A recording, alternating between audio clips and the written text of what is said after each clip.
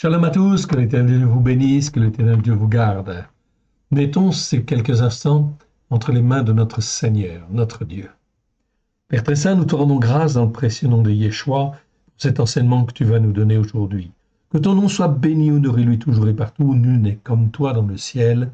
Étends ta main bienfaisante sur tous tes serviteurs, tes servantes, à la gloire de ton saint nom. Forme-les, façonne-les à la gloire de ton saint nom. Oui, Seigneur. Nous avons besoin de toi. Sans ta force, sans en fin de compte l'action de ton Esprit Saint, nous ne pouvons rien faire. Étends ta main bienfaisante, que nous puissions te servir et faire les œuvres que toi tu as préparées d'avance, afin de te glorifier, toi le seul vrai Dieu, et celui que tu as envoyé. Amen. Que l'Éternel Dieu vous bénisse, que l'Éternel Dieu vous garde.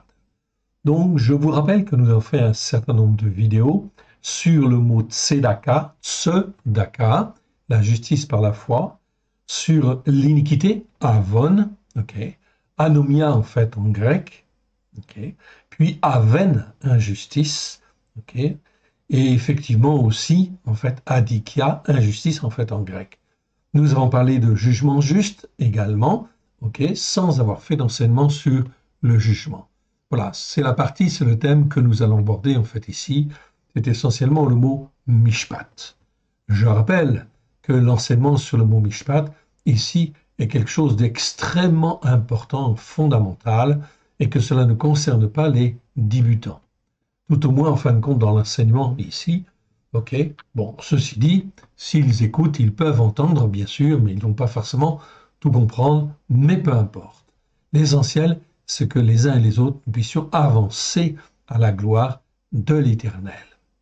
Découvrons un petit peu ce mot, si vous le voulez bien.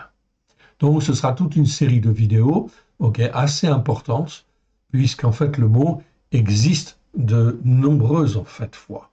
Le mot existe 421 fois, c'est le mot mishpat. Vous le voyez à l'écran, je vais vous l'agrandir. Attendez, je vais vous en agrandir la définition, et on va regarder, en fait, la définition, en fin de compte, de ce mot. Je ne sais pas si vous pouvez lire, mais enfin, en tout cas, je vais essayer de vous le montrer plus en détail. C'est un mot extrêmement important. Mishpat, donc en hébreu, mishpatim en fait au pluriel. Vous avez en fait l'écriture en fait en hébreu ici, mishpat, mishpatim en fait ici au pluriel. Ça nous parle en fin de compte des jugements en réalité. Ce mot existe 421 fois dans 406 versets. C'est un nom masculin. Donc, c'est très important, en fait, ici, le fait que ce soit masculin ou féminin. Féminin, c'est très important aussi, ça donne, en fait, la vie, mais ici, non masculin, c'est la prise de position, c'est effectivement, en fait, l'autorité, c'est aussi, effectivement, ce qui doit nous guider, en fait, ici, sur notre chemin. Numéro Strong, 04 941, et voir le premier verset, c'est Genèse chapitre 18, verset 19. On le verra, ce verset. Ça nous parle de jugement ou jour de jugement ou jugement juste. Donc c'est très important, c'est essentiellement, en fin de compte, ces mots-là. Dans la Louis II NG, le mot mishpat est seulement traduit par jugement ou pluriel, seulement 66 fois. 66 fois sur 421 versets où le mot existe. C'est dommage, parce que effectivement, on ne dit pas exactement ce que Dieu en fin de compte veut. Donc l'enseignement en fait ici sur le jugement va être forcément faussé et mauvais. Donc on peut dire que tous les chrétiens, d'une manière générale, sont mal enseignés sur ce mot-là et sur le souhait, en fin de compte, de l'Éternel. Voilà pourquoi, en fin de compte, nous abordons effectivement ce mot. Ce mot existe 82 fois, donc en tout, il existe 421 fois, donc 406 versets, je viens de vous le dire, et il existe, en fin de compte, 82 fois dans la Torah, c'est-à-dire dans les 5 premiers livres. Donc, ce n'est pas une fréquence forcément très importante, mais effectivement, c'est là où il y a les bases. 63 fois dans les psaumes, donc on va en parler assez souvent en fin de compte dans les psaumes. C'est très très important. 36 fois dans le prophète Ésaïe, 31 fois dans Jérémie, 35 fois dans Ézéchiel, et tout le reste de la Bible, c'est-à-dire 173 fois dans tous les autres livres. C'est donc très très important. Ce mot est important, il existe tout au long de l'écriture, oui bien sûr, et à quoi il sert. Dans les autres variantes, donc le mot est parfois traduit, souvent traduit par d'autres mots en fait dans nos traductions françaises. Traduit par justice, 75 fois, ordonnance, 71 fois, droit, 44 fois, loi, 33 fois, droiture, 21 fois, règle, 13 fois, équité, 11 fois, sentence, 8 fois, manière de faire, 7 fois, châtiment, 4 fois, juste, donc ça a été traduit par ici un adjectif, juste, 4 fois, juger 2 fois, juger avec un R, iniquité en fait aussi. Bref, diverses autres traductions. Toutes ces variantes ne sont pas utiles et contribuent à ne pas montrer l'essentiel de ce mot qui nous parle du jugement ou du jugement juste devant l'Éternel, devant Elohim. C'est donc très important de revoir ces versets. Donc on en a pour un moment, on ne fera pas tout d'un coup, effectivement, c'est trop important, mais ça nous permettra au cours effectivement de l'étude de ces mots, de pouvoir en fait mieux comprendre ce que l'Éternel Dieu attend de chacun de nous. Dans les temps qui viennent, c'est extrêmement important, bien évidemment. Donc on va continuer la définition de ce mot. Ce mot est par conséquent souvent mal compris et mal traduit par la plupart des traducteurs français, ce qui entraîne aussi le fait que le jugement que l'Éternel demande aux croyants d'avoir est très mal enseigné. La plupart du temps, on dit ne jugez pas, ne jugez pas, ne jugez pas, ne jugez pas.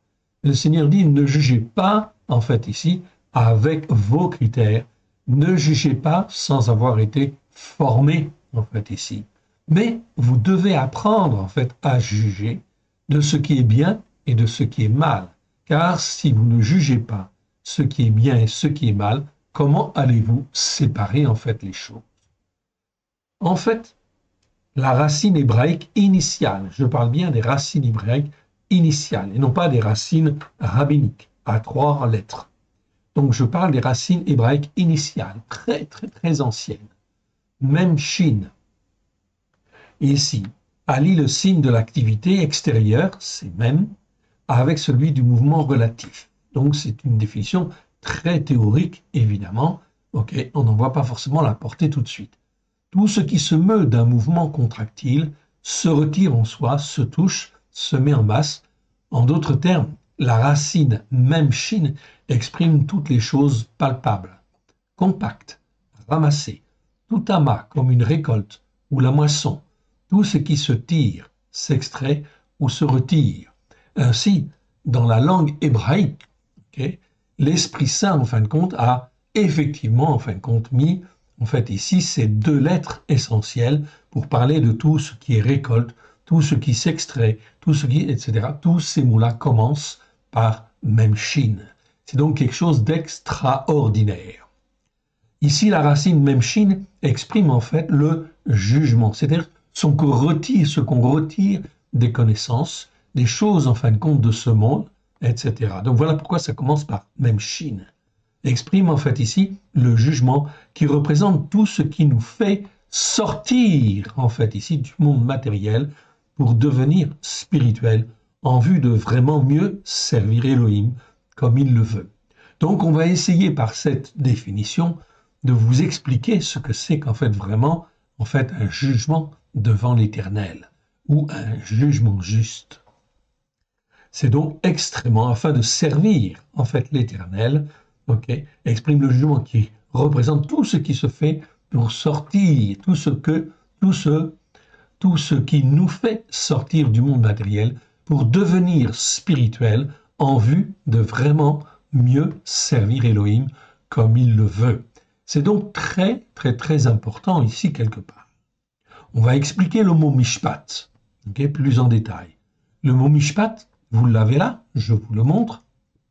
Donc même Shin, P, tête, comprend également donc un P, en fait ici, ok, vous le voyez en fait ici, qui est le symbole de la bouche, c'est-à-dire de ce que l'on retire, ok, de l'essentiel des choses de ce monde ou de l'écriture, eh bien effectivement doit sortir, s'exprimer en fait ici de notre bouche afin effectivement de pouvoir en fait concrétiser en fait les choses et faire les bons choix. Mais cela doit sortir en fait ici de la bouche. Donc ça veut dire que ça doit être exprimé. Qu'est-ce qui doit être exprimé? Ce sont les pensées en fin de compte de nos cœurs. Est-ce que nous avons les bonnes pensées? Est-ce que nos pensées ont été façonnées par l'Écriture justement pour en fait ici exprimer quelque chose qui est juste en fait devant Dieu, un jugement juste ou quelque chose qui soit juste devant l'Éternel, parce que c'est conforme en fait ici à ce qu'il nous a dit dans la Torah, les prophètes et les psaumes. La référence, ce sera toujours bien évidemment l'Écriture, ce qui est écrit. C'est de la bouche que sort la parole prononcée et que l'on entend si le jugement est conforme aux Écritures et ou non, et donc s'il est juste ou non. Le mot mishpat comprend également la lettre tet, la lettre tet, okay, qui marque la protection et le bouclier.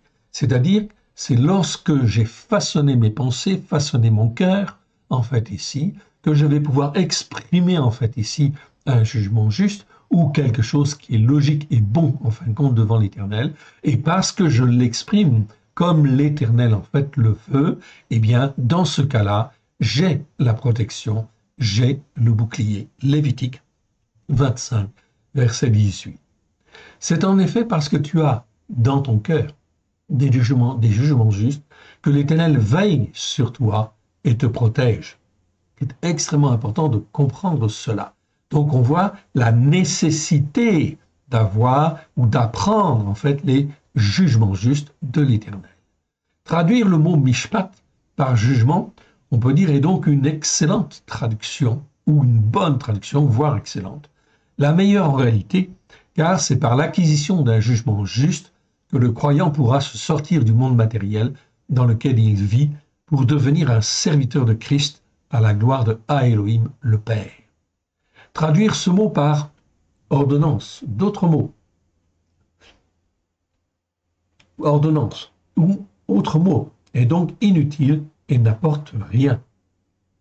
Les mishpatim, c'est-à-dire les jugements, sont donnés dans la Torah, les prophètes et les psaumes. L'Éternel Dieu nous dit comment il faut faire et il nous demande d'apprendre à marcher selon la justice par la foi et un jugement juste. Nous avons fait en fait les enseignements vidéo là-dessus, sur le fait de marcher dans la justice par la foi et selon un jugement juste. Comment je peux marcher selon un jugement juste si je ne les apprends pas? Ok. Donc, tous les jugements justes, en fait, ici, sont déjà, enfin, tous les jugements, une grande partie des jugements plus sont déjà inscrits, en fin de compte, dans la Torah, les prophètes et les psaumes, ok, et notamment afin que nous puissions apprendre les jugements justes dans nos cœurs et dans nos vies. Maintes fois, l'Éternel montre du doigt qu'il aimerait que le croyant apprenne à marcher selon la justice par la foi et selon un jugement juste. Ça, c'est extrêmement, extrêmement important. Marcher dans la justice par la foi que nous obtenons par le sang de l'agneau qui a coulé en fait pour nous racheter, afin que nous puissions être un serviteur ou une servante de l'Éternel. Et donc en fait apprendre ensuite à marcher selon un jugement juste. Il y a donc une codification bien sûr en fait derrière. Il y a donc un certain nombre de règles, de commandements, de lois, mais aussi en fin de compte de manière de voir les choses, d'apprendre en fait à juger selon un jugement juste. Ces jugements justes doivent être dans nos pensées, dans les pensées de notre cœur, pourvu que cela soit exprimé par la bouche et mis en pratique. C'est donc extrêmement important. Exemple, première fois en fin de compte dans Genèse, chapitre 18, verset 19. « Car je l'ai choisi afin qu'il ordonne à ses fils et à sa maison après lui de garder la voie de l'Éternel en pratiquant la justice par la foi et le jugement juste et qu'ainsi l'Éternel accomplisse en faveur d'Abraham les promesses qu'il lui a faites. Alors on va aller carrément en fin de compte dans ce verset, bien évidemment, donc chapitre 18, verset 19. Nous voici en fait ici, je l'agrandis en fait encore un peu, pour que vous puissiez mieux voir. Ok, et je le cadre. Donc verset 18, je reprends à partir du verset 18 afin que vous compreniez. C'est la première fois où on a le mot en fin de compte mishpat dans les Écritures. Genèse chapitre 18, verset 19. Regardez ce qu'il est dit. 18, Abraham deviendra avec certitude une nation grande et puissante, et en lui seront bénies toutes les nations de la terre. Donc il ne s'agit pas seulement en fait des Juifs ou en fin de compte d'Israël, bien évidemment de la descendance d'Israël, mais ici en fait on parle de toutes les nations de la terre qui doivent apprendre à marcher comme Abraham a marché au travers de Christ, oui bien sûr, au travers de celui qui est appelé le Christ, oui bien sûr. Abraham connaissait-il le Christ? Oui, il le connaissait. Pas tout à fait comme nous le connaissons, oui bien sûr, mais il connaissait en fait ici Malki-Sédek. Qui est Malki-Sédek? C'est le roi de la justice, oui, tout simplement. Et en fin de compte, Malki-Sédek est venu voir l'Éternel Dieu, l'a envoyé auprès d'Abraham afin de guider Abraham, de l'instruire, de le façonner et de le guider, oui bien sûr, car en fait Abraham est le père d'une multitude de nations qui croient, oui bien sûr. Et celui qui rachète, bien sûr, c'est Yeshua HaMashiach, celui qui est appelé le Christ, qui était appelé à l'époque Malki-Sédek. Verset 19. Pourquoi l'Éternel l'a choisi? Regardez bien. Car je l'ai choisi, afin qu'il ordonne à ses fils et à sa maison après lui de garder la voie de l'Éternel. Ok. En pratiquant quoi? La justice par la foi. Tzedaka. Nous avons vu ce verset déjà. Okay? Ici, en fait, dans nos Bibles en français, c'est traduit par droiture. Non, c'est pas droiture.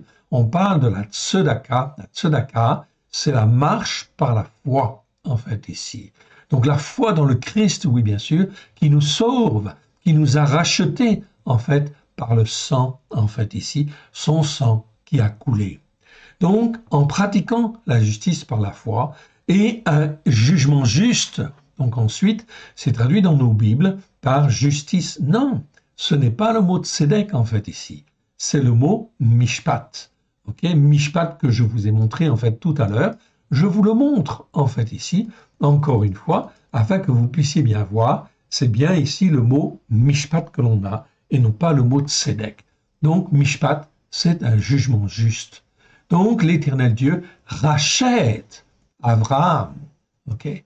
Et en fin de compte, lui dit, puisque tu as marché avec moi, tu as obéi à mes commandements, à ma Torah, en fait, ici, et en fin de compte, à tous mes jugements, eh bien, effectivement, en fait, je te bénirai, je te protégerai et je te bénirai.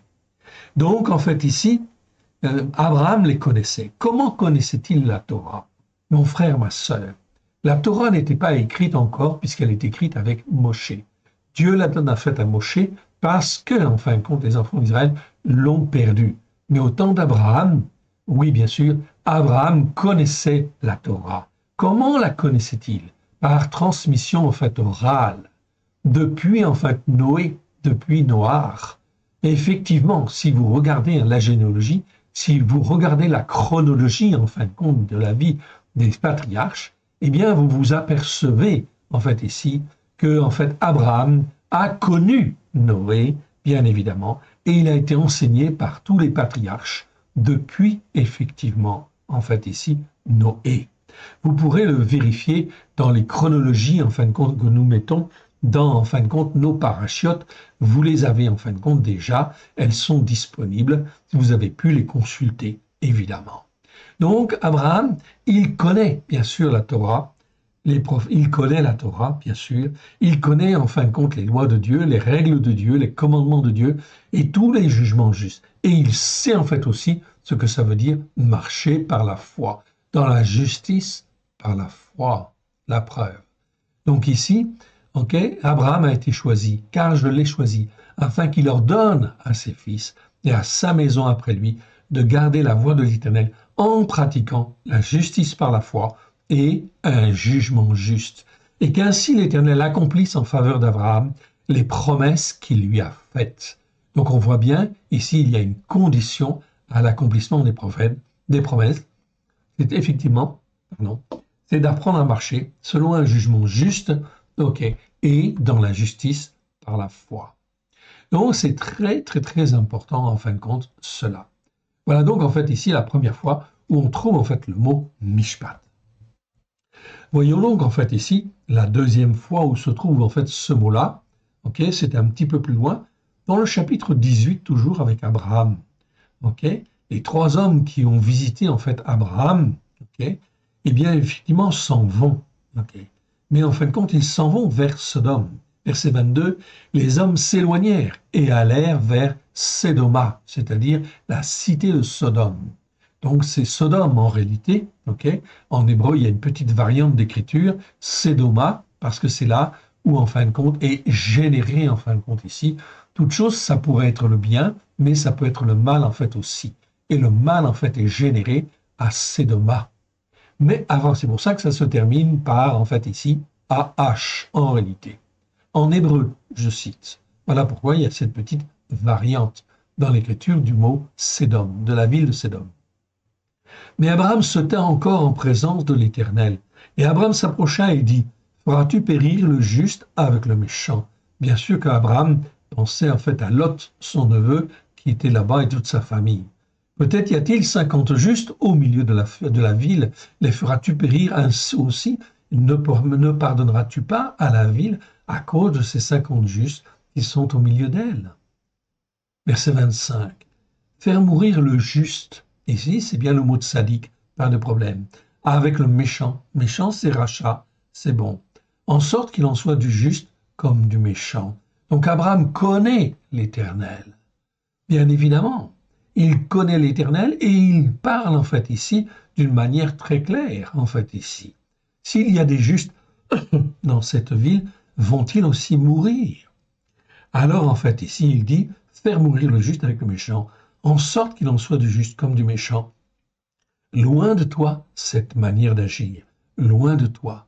Celui qui juge toute la terre n'exercerait-il pas un jugement juste en fait ici? Le mot, ce n'est pas le mot justice en fait encore ici. Okay, dans nos traductions en français, on trouve souvent en fait le mot justice. Non, ici c'est mishpat. Donc n'exercerait-il pas un jugement juste? Et l'Éternel dit, si je trouve dans Sédom, donc c'est Sodome, 50 justes, au milieu de la ville, je pardonnerai à toute la ville à cause d'eux.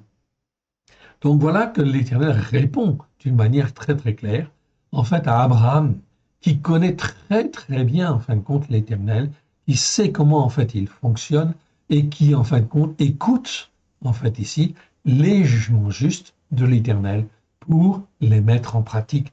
Oui, bien sûr, il était zélé pour cela. C'était un croyant zélé. Voilà pourquoi il est le Père en fait ici, quelque part, de tous ceux qui sont bénis et rachetés par le sang en fait de l'agneau. Voilà pourquoi il est le Père d'une multitude. Il sera le Père d'une multitude de nations.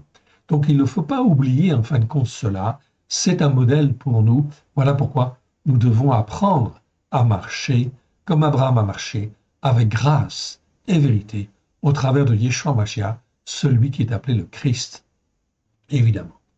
On continue? Allez, on va découvrir d'autres passages.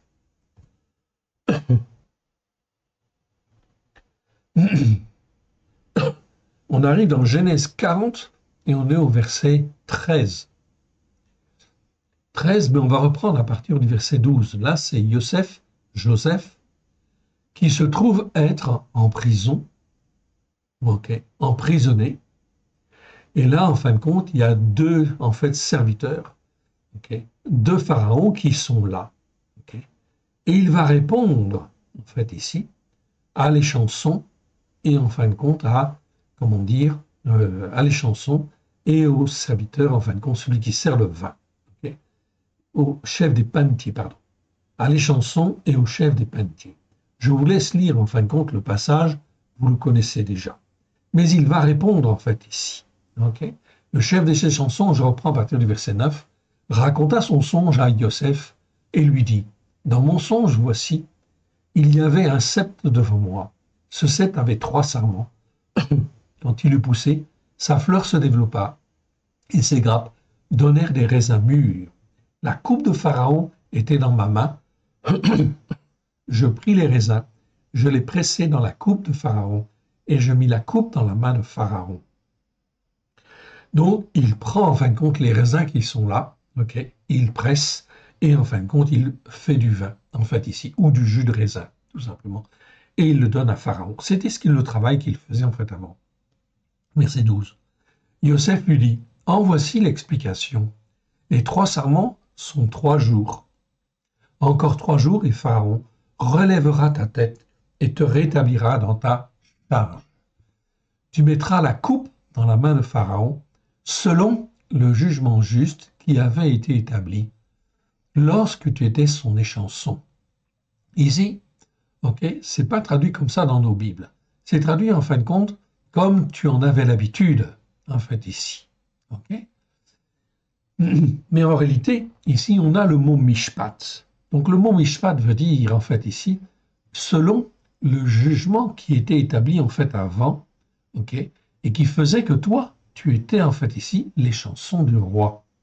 Donc, c'est comme un jugement, comme une décision, en fin de compte, ici, qui était faite en faveur, en fait, ici, de l'échanson. Donc, ici, selon le jugement qui avait été établi, c'est mieux que comme quand tu en avais l'habitude. Car quand on dit, on traduit par comme tu en avais l'habitude, on ne voit pas cette notion de jugement, en fin de compte, derrière. Or, Pharaon avait décidé que c'était, en fait, lui qui serait l'échanson. Ok, etc. Je vous laisse en fin de compte découvrir le reste en fait du passage si vous le voulez. Alors, on va aller un peu plus loin, maintenant on passe dans Exode.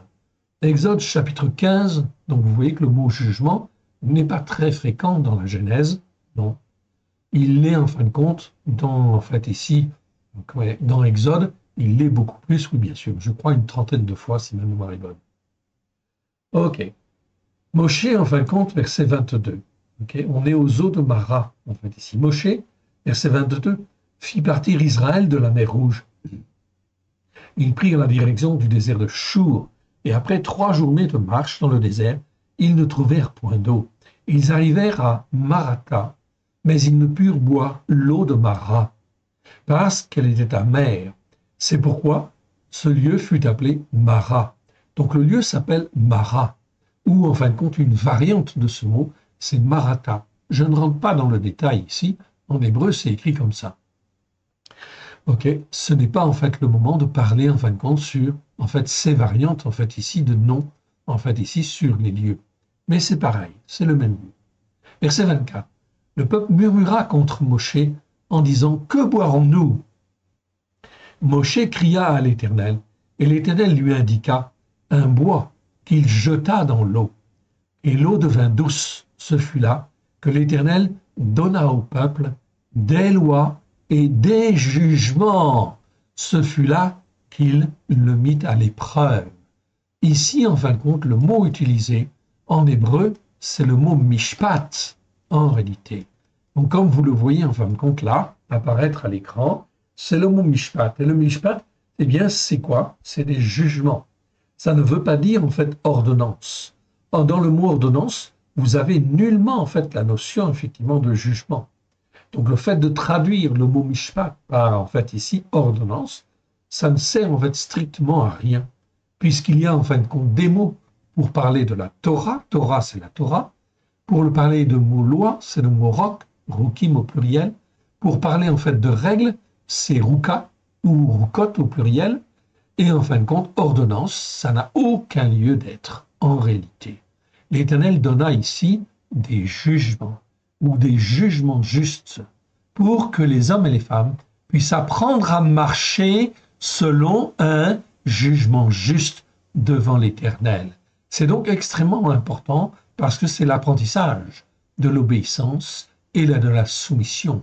Comment peut-on faire un peuple nombreux, en fait, ici, s'ils n'ont pas une même loi, une même, en fin de compte, Torah, des mêmes lois, des mêmes règles et des mêmes jugements? Oui, bien sûr. C'est donc, les jugements sont donc très, très, très importants. Sentez-le et apprenez à marcher selon, en fin de compte, un jugement juste devant l'Éternel, avec grâce et vérité au travers de Yeshua Mashiach, son fils bien-aimé, oui, bien sûr.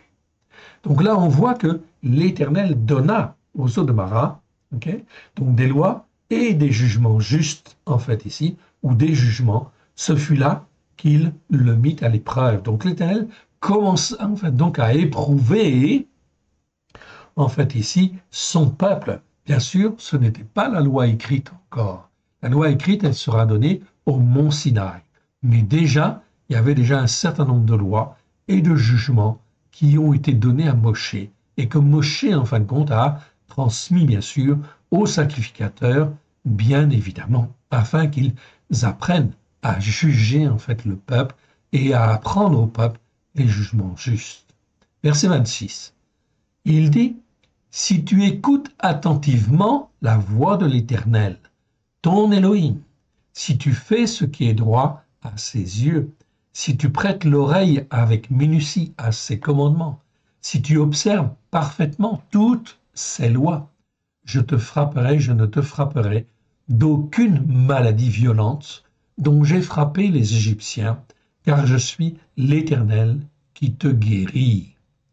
Ils arrivèrent à Élima, c'est Élim, où il y avait 12 sources d'eau et 70 palmiers, et ils campèrent là, près de l'eau. C'est donc très important, en fait, de bien comprendre ce qui se passe, en fait, là. Lorsque nous donnons notre cœur et notre vie à Yeshua, bien sûr, nous devons apprendre les règles de Dieu, les lois de Dieu, et nous devons apprendre les jugements justes afin d'apprendre à avoir un bon comportement et un bon jugement devant l'Éternel. C'est bien ce qu'il va nous demander, bien sûr, maintes fois on va le voir. Et on ne peut pas échapper à ça. Je ne peux pas dire « je suis lavé par le sang de l'agneau et je peux faire comme je faisais en fait avant ». Non, je dois apprendre en fin de compte à marcher dans la sainteté, comme Abraham en fait a marché. C'est important. Tout cela sont des exemples, oui bien sûr.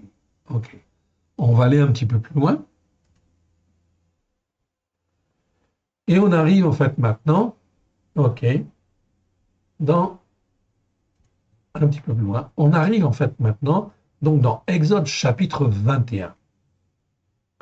Exode chapitre 21, c'est justement en fait la paracha qui s'appelle Mishpatim, les jugements. Donc je vous encourage en fin de compte à découvrir cette paracha, non seulement en fait à la lire, vous l'avez sous les yeux, ça va de Exode 21.1 à Exode 24.18. Nous avons fait un fascicule sur la paracha en fait 18, la 18e paracha, Mishpatim. Donc vous pouvez effectivement l'acquérir si vous le voulez sur notre site www.alécoledeyeshua.com. Vous pouvez aussi acquérir toutes en fait les parachas qui constituent en fait une formation messianique de base au travers de Yeshua Mashiach.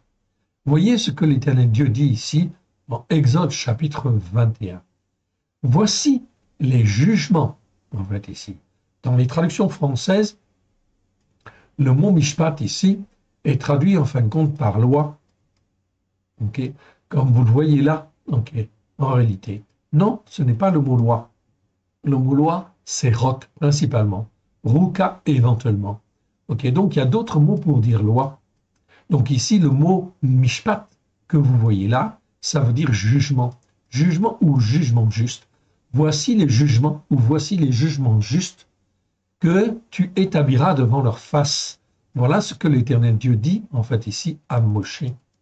Voici les jugements justes ou les jugements que tu établiras devant leur face, c'est-à-dire devant eux, en fait, ici. Donc, ici, tout un certain nombre de règles, oui, bien sûr, qui vont apparaître et qui sont effectivement comme des jugements et qui sont des jugements justes. On a en fait ici, vous avez à remarquer le mot les en fait ici, qui est en fait ici en majuscule. En réalité, en hébreu, et je vous le montre si vous le voulez, okay, vous le voyez en fait ici, mishpatim est bien au pluriel, et devant en fait on a bien l'article A, H-A. En hébreu, lorsque j'ai l'article en fait ici devant le mot, ça veut dire en fait les jugements justes. Ok. Les jugements justes, ou je pourrais dire aussi voici, ok, ces jugements justes, ou ces jugements-là que je veux que tu établisses devant en fait ici leur face. Donc on pourrait très bien dire les. Quand il y a l'article en fait en hébreu, c'est en fait pas comme en français. En français, on met l'article devant tout. L'écran, la table, la chaise, le mur, le plafond.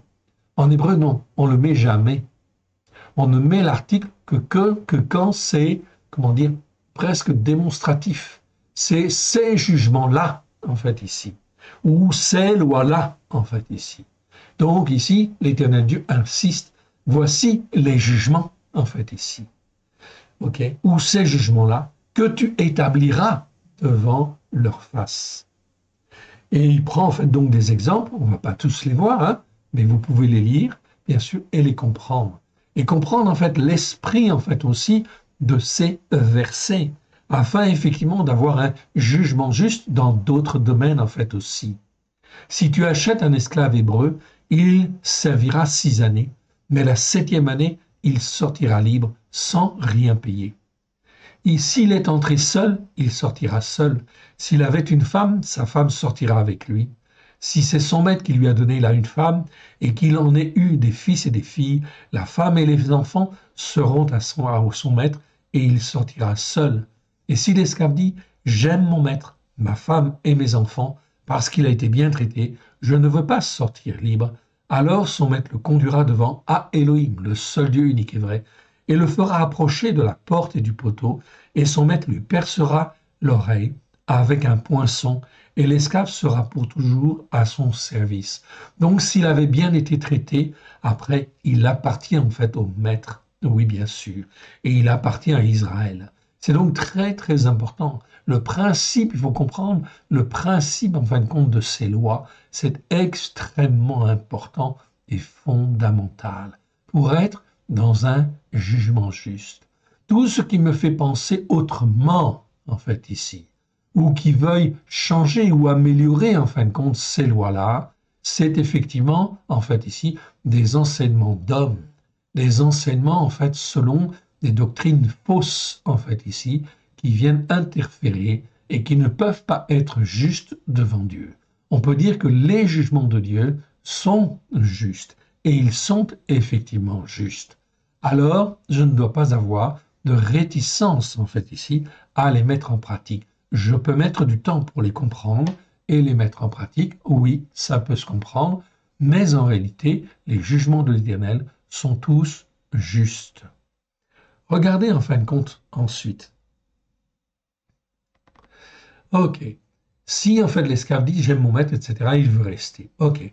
Verset 7. Si un homme vend sa fille pour être esclave, elle ne sortira point comme sortent les esclaves. Si elle déplaît à son maître, qui s'était proposé de la prendre pour femme, il facilitera son rachat, mais il n'aura pas le pouvoir de la vendre à un peuple inconnu après lui avoir été infidèle. S'il la destine à son fils, il agira envers elle selon un jugement juste en ce qui concerne les filles ou le droit des filles. Donc ici, on doit agir d'une certaine manière afin effectivement que la fille soit effectivement protégée, gardée. Le but de Dieu, c'était que les gens des nations deviennent en fin de compte ici, ou soient avec le peuple juif et soient intégrés en fait au peuple juif. Ça fait partie de la bonté en fin de compte de l'Éternel qui veut que toutes les nations puissent être touchées par la grâce de l'Éternel. C'est donc très très important en fait ici. Donc il faut méditer ces passages. Aujourd'hui, on n'a pas d'esclaves, il n'y a plus de droit d'esclavage. Okay, donc on n'a pas à marcher dans ce sens-là. Oui, bien sûr, mais il faut comprendre le principe en fin de compte de ces choses-là, qui était en fait de vouloir sauver, de vouloir amener en fait un Dieu d'une manière en fin de compte certaine et d'encourager les gens à écouter et à mettre en pratique. Ok. On va ensuite, en fait, ici, dans Exode 21. Exode 21, verset, en fin de compte, ici, 31. Ok. Si le bœuf frappera une fille, un fils ou une fille, ce jugement recevra son application. Qu'est-ce que c'est que ça? Alors, on va reprendre à partir, en fin de compte, du verset 28. Si un bœuf frappe de ses cornes un homme ou une femme, et que la mort en soit la suite, le bœuf sera lapidé, sa chair ne sera point mangée, et le maître du bœuf ne sera point puni. Mais si le bœuf avait auparavant sujet à frapper, et qu'on en ait averti le maître, qui ne l'a point surveillé, le bœuf sera lapidé dans ce cas, où il tuerait un homme ou une femme, et son maître sera puni de mort. Là, en fait, la responsabilité du propriétaire est engagée. Il y a eu déjà des faits et il aurait dû en fait agir, oui bien sûr, par prudence, oui bien sûr. Verset 30. Si on impose au maître le prix d'une rançon pour le rachat de sa vie, il paiera tout ce qui lui sera imposé. Donc ça, c'est selon effectivement le jugement, en fin de compte, qui sera fait par les sacrificateurs. Verset 31.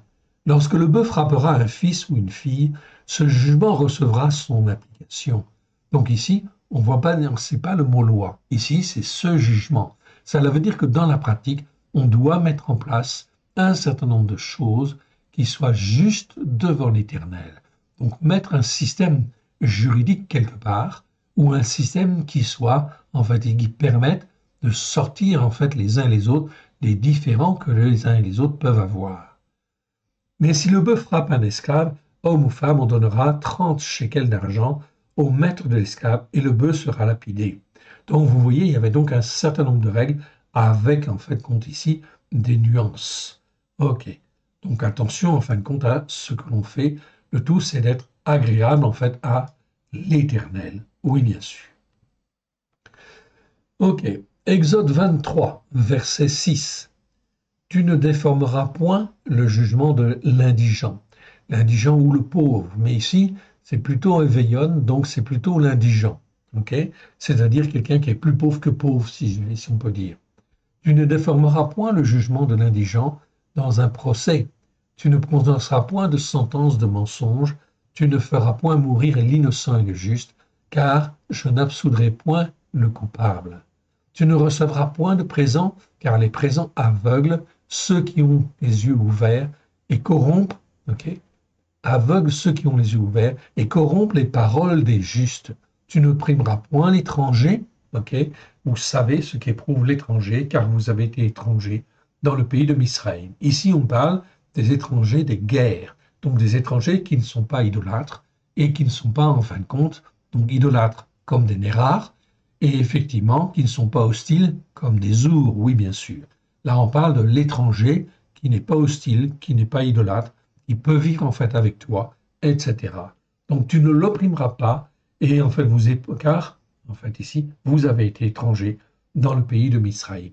Même chose, nous avons été avant dans la détresse. Voilà pourquoi l'Éternel Dieu ne veut pas que nous soyons, en fait, nous nous comportions d'une manière, en fait, ici, autoritaire et d'une manière méchante vis-à-vis des uns, vis-à-vis des autres. Ça fait partie, en fin de compte, du jugement, en fin de compte, de Dieu. On continue avec le mot jugement, en fait, ici. On arrive dans Exode, chapitre 24, au verset 3. On va reprendre à partir du verset 1. Dieu dit à Moshe, monte vers l'Éternel, toi et Aaron, Nadav et Avihu, et 70 des anciens d'Israël, et vous vous prosternerez de loin. Moshe s'approcha seul, là on est au mont Sinaï. Moshe s'approcha seul de l'Éternel, les autres ne s'approcheront pas, et le peuple ne montera point avec lui. Moshe vint rapporter au peuple toutes les paroles de l'Éternel et tous ces jugements-là. Ici, en fin de compte, on ne parle pas de loi, non. Ici, c'est les jugements que l'Éternel Dieu donne, en fin de compte, à ce peuple d'écouter et de mettre en pratique. Le peuple entier répondit d'une même voix, nous ferons tout ce que l'Éternel a dit, afin effectivement d'être aussi dans un jugement juste, c'est-à-dire d'avoir des comportements qui soient conformes à ce que l'Éternel Dieu attend, avec grâce et vérité. Maintenant, on ne joue pas avec l'Éternel. C'est avec grâce et vérité, au travers de Yeshua Mashiach, que nous devons agir, que nous devons écouter et mettre en pratique les commandements de Dieu, les lois, en fait ici, les règles et aussi les jugements. Oui, bien sûr. Le peuple entier répondit d'une même voix, nous ferons tout ce que l'Éternel a dit. Verset 4, Moshe écrivit toutes les paroles. Donc on a eu la Torah écrite là. Puis il se leva de bon matin, il bâtit un autel au pied de la montagne et dressa 12 pierres pour les 12 tribus d'Israël. Ok. Donc c'est très important. Ici, là, on voit, on a la Torah écrite. La Torah, c'est l'ensemble, en fin de compte, des Écritures, enfin des 5 premiers livres. C'est là, en fait, la loi, les lois de Dieu, les premières lois que l'Éternel Dieu a données. C'est un fondement de base. Est-ce que Yeshua, je vais poser en fait ici une question à tous les chrétiens. Est-ce que Yeshua a dit quelque part que la loi, en fin de compte, la Torah était abolie? Non. Il n'a jamais dit cela. Bien au contraire. Il a en fait ici confirmé dans beaucoup de passages qu'il fallait écouter en fait ici les enseignements, en fait les commandements et les lois de Dieu afin effectivement de les mettre en pratique avec grâce et vérité. Vous avez plein de passages comme cela. Nous les avons déjà soulignés. Je vous renvoie donc aux enseignements que nous avons déjà faits, bien évidemment, là-dessus. Donc ici, tous ces jugements-là. On va aller, en fait, ici, même chose ici. On voit effectivement que nous avons l'article et non seulement le démonstratif, en fait, ici. En hébreu, nous avons l'article, en fait, ici. Ces jugements-là. Donc on a bien, en fin de compte, en hébreu, je vous le montre, en fait, ici. C'est donc au verset, en fait, ici, 3. Okay. Au verset 3, je vous le montre, vous avez, en fait, ici, le mot « a mishpatim ». A mishpatim, donc on a le mot mishpatim en fait en hébreu, et on a bien l'article devant a en fait ici, qui veut dire en fait les en fait ici jugements, ou plutôt ces jugements-là en fait ici, que je vous donne. Voilà pourquoi en fait Moshe les écrit cette fois-ci, afin que le peuple n'oublie pas. Mais ces jugements-là, c'est la même chose pour nous, oui bien sûr, qui sommes rachetés par le sang de l'agneau. Effectivement, nous devons apprendre à marcher dans la justice par la foi de Christ, bien évidemment, du sang de l'agneau, et apprendre à marcher selon un jugement juste. Sinon, on commet toujours des péchés, des transgressions et des iniquités. Est-ce que, parce que j'ai été racheté par le sang de l'agneau, est-ce que j'ai le droit, en fin de compte, de commettre des péchés, des transgressions ou des iniquités? Certainement pas. Voilà pourquoi beaucoup, en fin de compte, de croyants dans le monde chrétien vont se retrouver en fait dans une situation très grave et très délicate dans les temps qui viennent, parce qu'ils auront à choisir. L'Éternel Dieu sait très bien, mais nous n'avons pas à être sur la montagne, en fait, spirituelle catholique, ni sur la montagne, une quelconque montagne spirituelle protestante, ni sur aucune montagne évangélique ou colline évangélique. Non, nous n'avons pas à être sur aucune autre colline, quelle que soit sa dénomination. Nous devons être sur la montagne de Sion, c'est-à-dire la montagne spirituelle de l'Éternel. C'est-à-dire qu'on doit apprendre à monter, en fait, spirituellement, sur cette montagne sainte, afin de rejoindre spirituellement l'Éternel, notre Dieu, et son Fils, et l'Esprit Saint, à la gloire de l'Éternel. Nous avons l'obligation de monter sur la montagne de la sainteté, sur la montagne de Sion. Comment, mon frère, tu peux monter sur cette montagne spirituelle si tu n'écoutes pas et si tu ne mets pas en pratique? Ça va poser de graves problèmes. C'est pour cela qu'il y aura beaucoup de tremblements de terre, beaucoup, en fin de compte, de calamités qui vont venir afin d'éprouver les uns et les autres. Voilà aussi pourquoi l'Éternel Dieu suscite les croyants.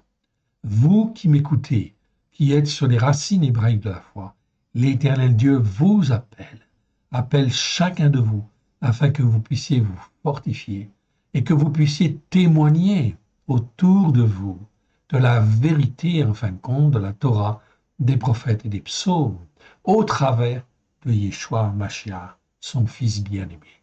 Cela veut dire qu'il faut faire les fêtes de l'Éternel, oui bien sûr, il faut faire le Shabbat, il faut apprendre en fait ici également les jugements justes de l'Éternel. Apprendre petit à petit. On ne peut pas tout savoir d'un seul coup, on est d'accord, ok, là-dessus. Voilà pourquoi le Seigneur a prévu que l'on puisse marcher dans la justice par la foi. Nous avons droit à l'erreur, oui bien sûr, mais il faut avancer. C'est l'Éternel Dieu qui sonde les cœurs, qui sonde les reins. Et chaque matin, l'Éternel Dieu sonde les cœurs, sonde les reins des uns et des autres. Et il regarde si effectivement on avance dans le bon sens, oui ou non. L'Éternel Dieu sonde et juge tous les jours. Voilà pourquoi on ne se moque pas de Dieu. Jamais. Ok, on continue. On arrive en fin de compte ici dans Exode chapitre 26. 26, verset 30. Donc là, c'est tout un certain nombre d'éléments qui vont être construits, en fait, ici. Construits d'une certaine manière, en fait, ici. Et là, on est dans le tabernacle. Donc, on ne va pas lire, en fait, ici, tout l'ensemble, en fait, ici. Mais ici, il est dit au verset 30. Tu dresseras le tabernacle, okay, d'après ce qui a été jugé utile. Okay, c'est-à-dire d'après, en fait, ici, un jugement juste, ou on pourrait dire mieux en français, d'après ce qui a été jugé utile. Okay. Ça indique que Elohim a jugé de montrer, en fait, comme un modèle, okay, mais je ne peux pas utiliser normalement le mot modèle. Je peux l'utiliser, en fait, ici, dans les traductions courantes. Okay. Mais, en fait, ici, en hébreu, il existe un autre mot pour parler de modèle. Okay, c'est le mot tavnit, qui existe 20 fois dans 17 versets, qui parle de plan, de modèle, de figure, de forme, de structure. Ici, ce n'est pas le mot tavnit. Le Seigneur a utilisé le mot mishpat. Donc, mishpat, pourquoi? Parce qu'en fin de compte, ici, le tabernacle, il est montré d'après un jugement, en fait, ici, que l'Éternel Dieu a décidé. Il a décidé de le montrer comme cela. Comment il était fait? Tout simplement pourquoi? Pour montrer, en fait, ici, quelque part, que les croyants, en fin de compte, sont comme des planches, qui sont, en fait, qui doivent être unis à une autre planche, puis à une autre planche, puis à une autre planche, puis à une autre planche, etc., de manière à créer, en fait, un ensemble, un tabernacle de l'Éternel. C'est donc très important de comprendre cela. Donc, Dieu a montré, en fait, ici, comment était fait le tabernacle, afin, effectivement, selon sa manière de voir, selon un jugement juste en réalité, selon, en fait, ici, d'après, enfin, ou plutôt d'après ce qu'il a jugé utile, ou selon ce qu'il a jugé utile pour nous expliquer. Si on nous décrit, en fait, le tabernacle, c'est pourquoi. C'est tout simplement pour montrer comment, en fait, ici, on doit être unis, nous, frères et sœurs. Comment, en fin de compte, on peut être unis si on n'a pas les mêmes règles, si on n'a pas les mêmes lois, si on n'a pas, en fin de compte, comment dire, la même Torah? Oui, bien sûr, ça va poser, en fait, un grave problème. Voilà donc, en fait, ici, pourquoi l'Éternel Dieu montre la perfection de cette construction, en fait, ici, de cet assemblage, comment il doit être fait. Et voilà comment, en fin de compte, nous aussi, nous devons apprendre à marcher selon la Torah avec grâce et vérité, selon les lois de Dieu avec grâce et vérité, selon les règles de Dieu avec grâce et vérité, et selon les jugements justes de l'Éternel avec grâce et vérité, au travers de Yeshua, à Mashiach. C'est comme cela que l'on pourra constituer un corps. Donc aujourd'hui, ce n'est même pas la peine de faire des groupes messianiques ou des assemblées, en fait, messianiques, car les uns et les autres sont, en fait, comme des planches qui sont tellement disparates et formées d'une manière tellement différente qu'elles ne peuvent pas, en fait, s'assembler correctement. C'est impossible. Voilà pourquoi il faut apprendre à se former et à s'instruire, à être, comment dire, comme une belle planche, en fait, ici, pour, en fin de compte, être assemblé, faire partie d'un bel assemblage. Ça veut dire qu'on doit être émondé, fortifié okay, à la gloire de l'Éternel, et émondé comme l'Éternel Dieu, afin qu'on puisse servir en fait à lui, le servir, lui, le seul vrai Dieu. Donc tout cela, c'est un travail en profondeur, évidemment. Je ne m'étends pas plus là-dessus, ok, vous avez compris le principe. Ok. Après, on va dans Exode chapitre 28. Exode chapitre 28, où là on parle du pectoral. Donc dans nos Bibles, c'est bien traduit en fait ici. Tu feras le pectoral du jugement. Là, c'est bien Mishpat. Mais il sera artistement travaillé. Tu le feras du même travail que l'éphod. Tu le feras d'or, de fil bleu, de pourpre, de rouge cramoisi, du vert appelé cocus ilicis et de fin lin retors. Il sera carré et double. Sa longueur sera d'un empan, c'est-à-dire 22 cm, et sa largeur d'un empan, 22 cm. Tu y enchâsseras une garniture de pierre, 4 rangées de pierre. Première rangée, un odème, c'est-à-dire un rubis, une pita, pida, pardon, c'est une topaze, une barriquette, c'est une émeraude. La seconde rangée, c'est un ophir, c'est-à-dire un escarboucle, un saphir, c'est un saphir, un yaalon, un diamant. Troisième rangée, un léchem, c'est un opale, un shebo, c'est une agate, un arlama, en fait, un améthyste. Quatrième rangée, une tarshish, c'est une chrysolite, un shoham, c'est un onyx, un yafé, c'est un jaspe. Ces pierres seront enchâssées dans leur monture d'or. Il y en aura 12, d'après les noms des fils d'Israël. Elles seront gravées comme des cachets, chacune avec le nom de l'une des 12 tribus d'Israël. Tu feras sur le pectoral des chaînettes d'or pures tressées en forme de cordon. Tu feras sur le pectoral 2 anneaux d'or et tu mettras ces 2 anneaux aux 2 extrémités du pectoral. Tu passeras les 2 cordons d'or dans les 2 anneaux des 2 extrémités du pectoral et tu arrêteras par devant les bouts des 2 cordons aux 2 montures placées sur les épaulettes de l'éphod. Tout cela est un descriptif. On passe souvent très vite là-dessus. Mais en réalité, si on regarde en fait ici,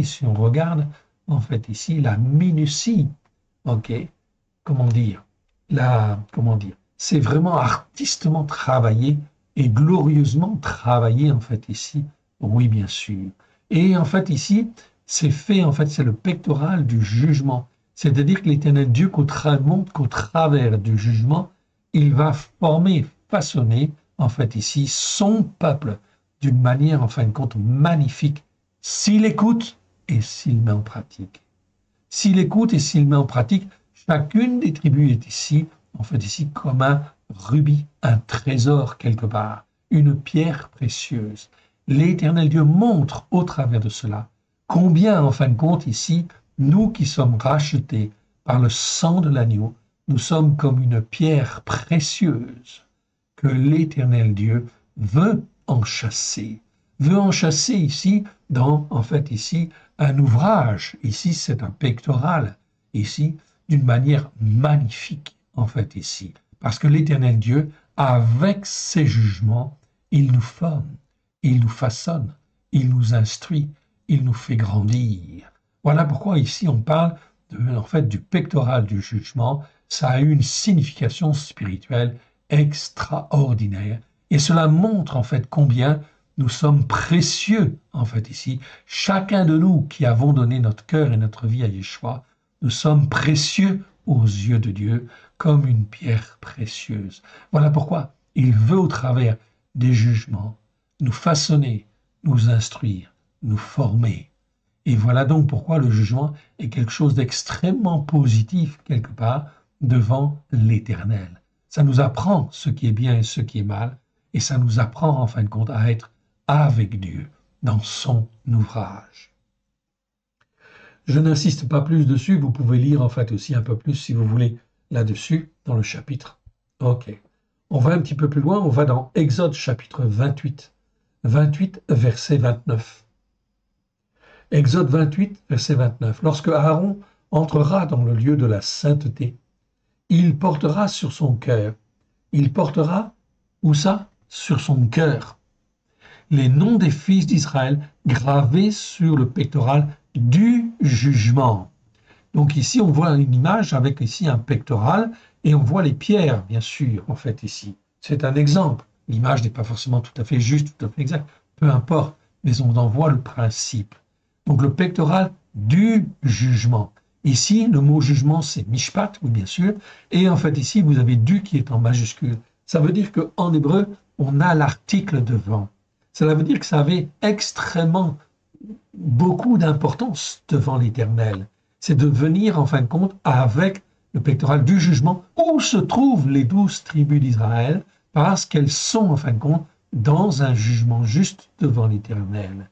C'est, en fin de compte, ce que Dieu veut, c'est que les uns et les autres, nous puissions être à lui, pleinement à lui, taillés, façonnés, pour être une pierre précieuse qui le glorifie, lui, le seul vrai Dieu, et celui qui l'a envoyé. Donc les fils d'Israël gravaient sur le pectoral du jugement pour en conserver à toujours le souvenir devant l'Éternel. C'est-à-dire que l'Éternel s'engage, mais il veut garder toujours en fait l'alliance. Lorsqu'il nous donne d'accéder en fait au sang de l'agneau, d'être lavé et purifié, nous sommes précieux en fait à ses yeux. Et l'Éternel Dieu prend l'engagement de nous former, de nous façonner, de nous instruire, si nous voulons écouter et si nous voulons mettre en pratique. Si nous comprenons dans la tête et dans le cœur, nous devons l'exprimer en fait avec la bouche et le mettre en pratique.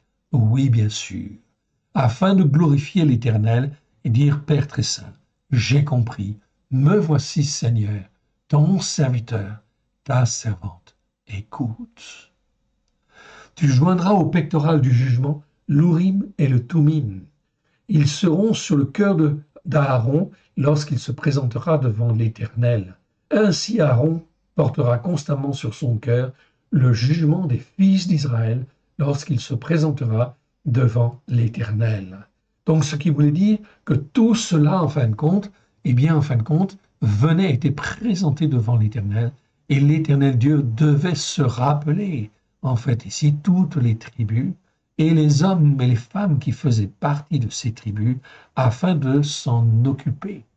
Et il venait avec l'Urim et le Thummim. On ne sait pas toujours très bien. En fait, ici, il y a différentes interprétations là-dessus. C'était en fait le moyen de discerner, en fait, ici, ce que l'Éternel Dieu voulait dire.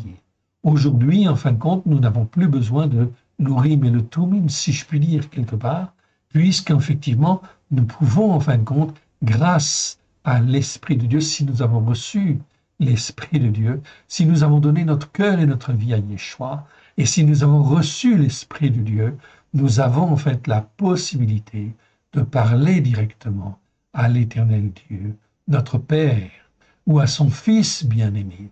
Et ils peuvent nous répondre par, en fait ici, l'Esprit Saint, d'une manière ou d'une autre. Et il faut apprendre, en fait ici, à marcher avec Dieu, à poser en fait des questions, à attendre en fait les réponses et à marcher selon ce que l'on a entendu ou ce que l'on a compris dans le fond de son cœur.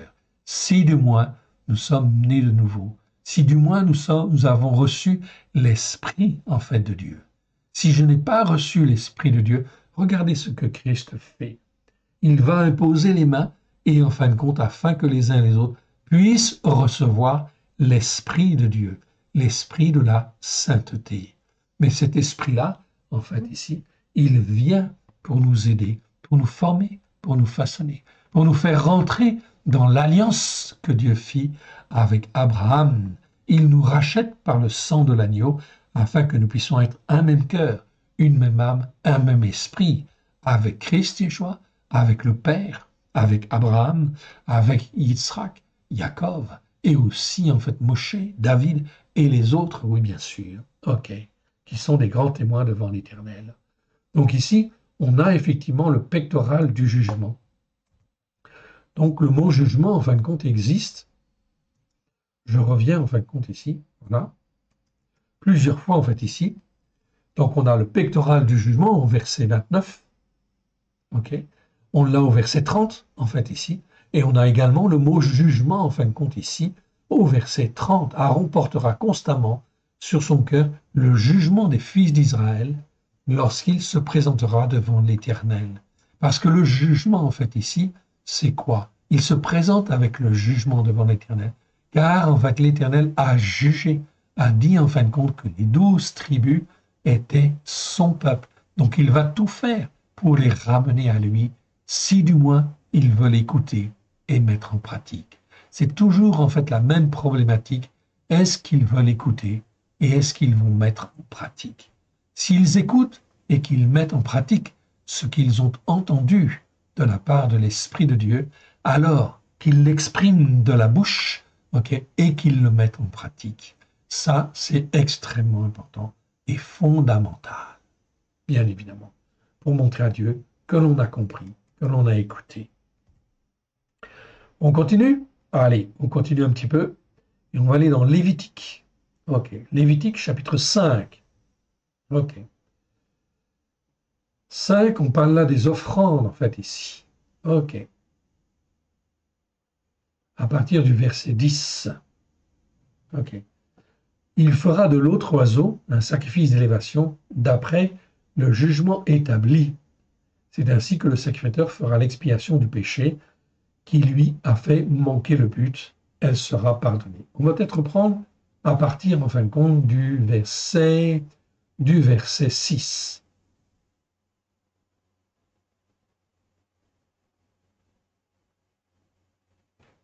Bon, je ne vais pas tout reprendre, en fait, ici. On va reprendre à partir du verset 5 plutôt. Celle qui aura enfreint la Torah. Donc le mot ici, en hébreu, c'est le verbe hacham. Hacham, en fin de compte, ici, ça veut dire en fait se rendre coupable, oui, bien sûr, mais plus précisément, c'est celui donc qui enfreint la Torah. C'est plus précis, en fin de compte, ici, plus juste. Et en fin de compte, dans les temps qui viennent, c'est extrêmement important, en fait, d'ici, de bien recaler les choses. La règle que Dieu nous donne, la loi que Dieu nous donne, c'est la Torah, bien sûr. Ça, c'est l'ensemble des Écritures, que Dieu, en fin de compte, nous demande d'écouter et de mettre en pratique. Celui donc qui enfreint la Torah par l'une de ces choses fera l'aveu d'avoir péché, bien sûr. Alors, elle offrira à l'Éternel, on parle de l'âme, l'âme qui, en fait, a péché. Alors, elle offrira à l'Éternel pour le fait d'avoir enfreint la Torah, pour le péché qui lui a fait manquer le but, une femelle d'un troupeau de menu bétail, une brebis et une chèvre, en sacrifice pour le péché, et le sacrificateur fera l'expiation du péché. Si elle n'a pas assez pour se procurer une anielle, après avoir péché, elle offrira à l'Éternel, en sacrifice pour avoir enfreint la Torah, 2 tourterelles et 2 petits d'un pigeon, l'un en sacrifice pour le péché, l'autre en sacrifice d'élévation. Donc ça nous parle en fait ici de repentance, oui bien sûr. Donc hier, il y avait toute une technique, effectivement, toute une procédure pour se laver, pour garder les uns et les autres dans la vérité. Aujourd'hui, il n'y a plus de temple, on n'a plus besoin de faire ça. Mais ça veut dire que si on enfreint la Torah, eh bien, il faut demander pardon, bien évidemment, à Christ Yeshua d'abord, et en fin de compte, venir vers le Père. Voilà pourquoi on parle de sacrifice de péché, pour reconnaître en fait ici sa faute d'une part, et ensuite on parle de sacrifice d'élévation, c'est-à-dire tu reviens vers l'Éternel pour dire Père très saint, j'ai péché, mais le sang de l'agneau me lave, me purifie, et je viens vers toi, Père très saint, pour te demander pardon et faire ta volonté. Et monde-moi, fortifie-moi, apprends-moi par ton esprit, façonne-moi afin que je ne pêche plus sur cette question-là. Par exemple. Verset 8. Elle les apportera en fait au sacrificateur, donc les 2 pigeons, qui servira d'abord l'un pour le sacrifice, pour le péché, donc on nettoie, première chose en fait ici. Le sacrificateur lui ouvrira la tête avec l'ongle près de la nuque, sans la séparer. Il fera sur le côté de l'autel l'aspersion du sang du sacrifice pour le péché, et le reste du sang sera écoulé au pied de l'autel. C'est là le sacrifice pour le péché. Donc hier, on était obligé de faire comme cela. Pourquoi de faire comme ça? Pour montrer en fait ici qu'il fallait enfin ici que le sang coule, en fait tout simplement. Pour montrer ce principe-là, sur tous les péchés, le sang doit couler pour le laver et le purifier. Ensuite, avec le deuxième, en fin de compte, oiseau, on va faire un sacrifice d'élévation. C'est-à-dire qu'on revient s'attacher en fait à l'Éternel, Dieu, pour écouter et mettre en pratique comme il le veut. Verset 10, il fera de l'autre oiseau un sacrifice d'élévation d'après le jugement établi. Ici, on a le mot mishpat. Donc le mot mishpat, en fait, ici, c'est pas règle. Donc c'est traduit en fait souvent par règle établie, d'après les règles établies. Non, c'est mieux de dire d'après le jugement établi. Pourquoi? Parce que l'Éternel Dieu veut montrer au travers de ça que tout péché nécessite confession et que tout péché nécessite d'être lavé par le sang. Aujourd'hui, depuis 2000 ans, en fait ici, nous sommes lavés par le sang de l'agneau. Okay? Lavés par le sang de l'agneau pour nous rapprocher, en fin de compte, ensuite de l'Éternel et, en fin de compte, ici, apprendre à écouter et à mettre en pratique. C'est ça qu'on parle, en fait, ici, de jugement établi. C'est-à-dire de jugement, c'est la manière dont tu vas faire pour montrer aux uns et aux autres que c'est comme ça qu'il faut faire. Il faut que le sang coule d'abord pour laver les péchés, et ensuite tu vas vers l'Éternel, en fait ici, en lui demandant pardon, et en disant, maintenant, je vais mieux écouter et mieux mettre en pratique. L'Éternel Dieu, c'est lui qui sonde les cœurs et qui sonde les reins. Il voit si tu es sincère. Il sonde ton cœur et il sonde tes reins. On ne triche pas avec l'Éternel Dieu. Lui, il est tout-puissant pour sonder les cœurs, sonder les reins. Et il voit si tu es sincère. Et si tu es sincère, l'Éternel, en fait ici, va agréer, en fait ici, va agréer ton pardon et il va effectivement te former, te façonner. C'est simplement après, toi, tu dois écouter et tu dois mettre en pratique. Ok. Donc là, ça vous donne en fait ici pourquoi, en fait ici, c'est mieux de travailler de traduire selon le jugement établi et non pas les règles établies. Ok, tout ça, c'est pour montrer en fait l'exemple de la repentance. On va plus loin. Ok. Même chose ici dans Lévitique chapitre 9. Ok. Il offrira le sacrifice d'élévation et le sacrifia d'après le jugement établi. C'est pareil. Donc, je ne vais pas revenir en fait là-dessus, sur ces principes. Pour tous les péchés, pour tout, en fin de compte, ici, ça doit en fait nécessiter la repentance, un sacrifice pour le péché. Ok. Ça veut dire qu'on doit effectivement en fait agir en fait ici, pour demander pardon pour tel péché ou tel autre péché, et ensuite revenir à l'Éternel. On parle toujours d'un sacrifice pour le péché, et on travaille, en fait, on parle aussi toujours d'un sacrifice d'élévation. C'est pour dire, en fin de compte, au Seigneur, je veux me donner à toi pleinement. L'Éternel Dieu, en fait, a prévu cela, afin, effectivement, qu'on puisse s'attacher à lui et revenir à lui. Là aussi, on parle en fait ici de jugement établi plutôt que de règles établies. Donc je vous en fait laisse ici découvrir le reste du chapitre, ok. Mais c'est toujours en fait le même principe, ok. Voilà. Donc on arrive en fin de compte ici dans Lévitique chapitre 18. Chapitre 18 au verset 4. Vous pratiquerez selon mes jugements et vous observerez mes règles. Vous les suivrez, je suis l'Éternel, votre Elohim. Ok. Donc on peut reprendre nos parties au premier. En ce qui concerne ici les lois sur les mœurs, l'Éternel parle à Moshe et dit, parle aux fils d'Israël et tu leur diras, je suis l'Éternel, votre Elohim. Vous ne ferez point ce qui se fait dans le pays de Mizraïm, où vous avez habité, et vous ne ferez point ce qui se fait dans le pays de Canaan, où je vous mène. Vous ne suivrez point leurs règles, en fait ici. Aujourd'hui, en fait, ici, on voit de plus en plus la dégradation, en fait, spirituelle, et notamment au niveau des mœurs. Les lois sur l'homosexualité, etc., ok, c'est devenu normal. Selon Dieu, non, ce n'est pas, en fait, normal. On ne peut pas suivre, en fait, ces règles-là. L'homosexualité est une abomination devant l'Éternel. Ok.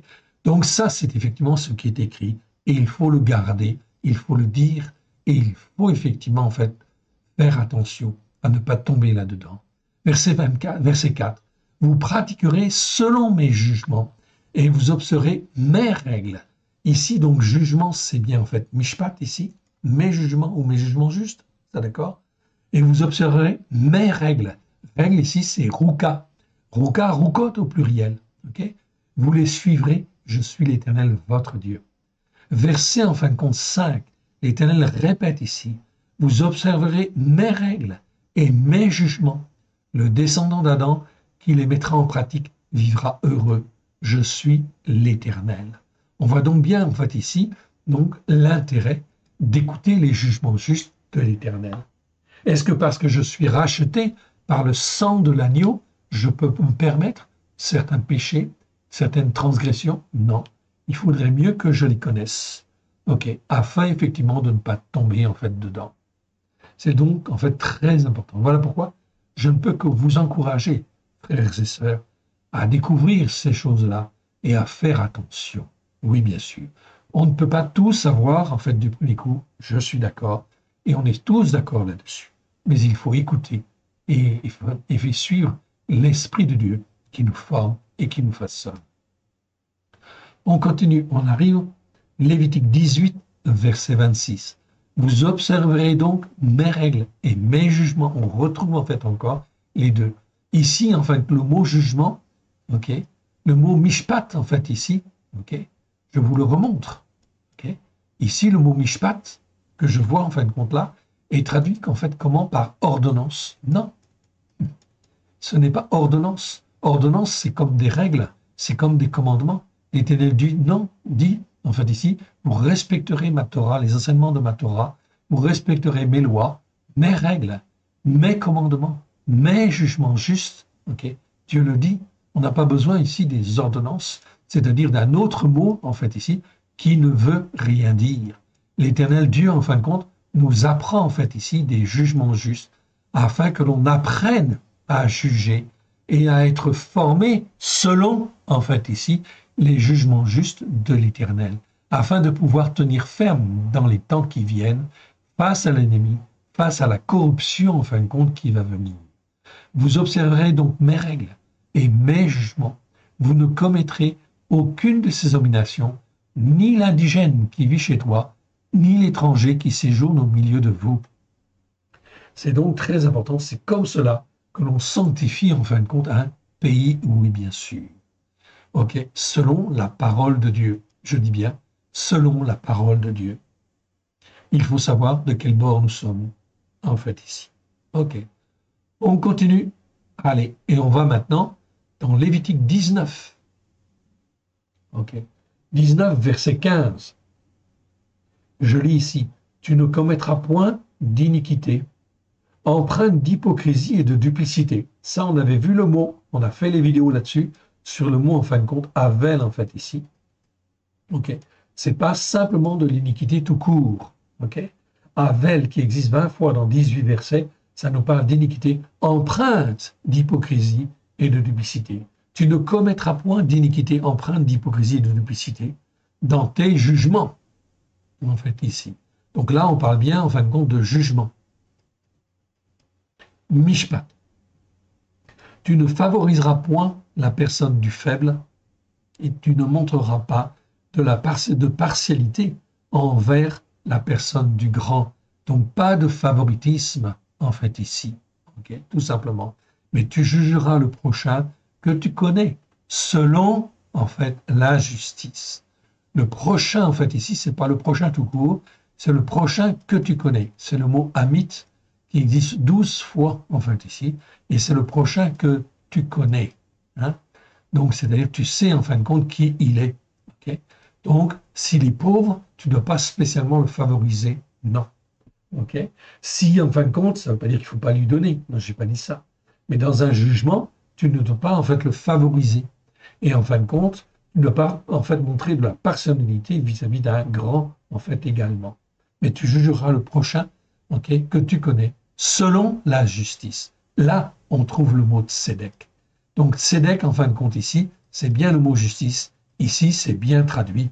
Donc, il faut effectivement donc savoir ce que c'est la justice devant Dieu.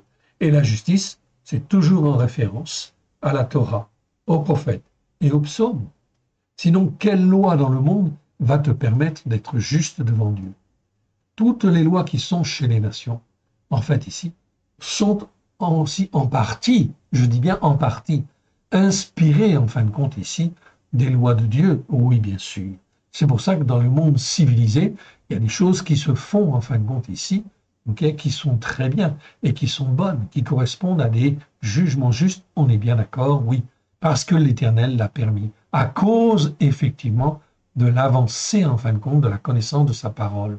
Mais dès lors qu'on n'est plus effectivement dans un jugement juste, alors l'Éternel Dieu se retire et en fin de compte, la méchanceté commence à venir, les malédictions commencent à venir parce qu'on n'écoute pas et on ne met pas en pratique comme Dieu le veut, selon ses jugements justes.